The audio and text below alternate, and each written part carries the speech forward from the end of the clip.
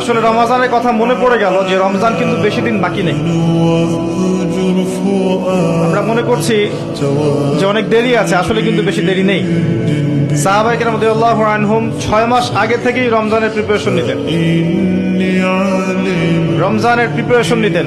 এই রমজানে আমি কি করব, কোরআন কতটুকু পড়ব, দিনের জন্য কি করব, যাকাত গুলো কিভাবে হিসাব করব, রমজান কেন্দ্রিক তাদের প্ল্যান থাকতো আগে থেকে।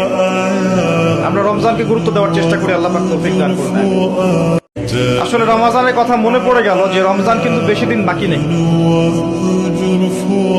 আমরা মনে করছি যে অনেক দেরি আছে, আসলে কিন্তু বেশি দেরি নেই। সাহাবায়ে কেরাম রাদিয়াল্লাহু আনহুম 6 মাস আগে থেকেই রমজানের প্রিপারেশন নিতেন। এই রমজানে আমি কি করব, কোরআন কতটুকু পড়ব, দিনের জন্য কি করব, যাকাত গুলো কিভাবে হিসাব করব, রমজান কেন্দ্রিক তাদের প্ল্যান থাকতো আগে থেকে।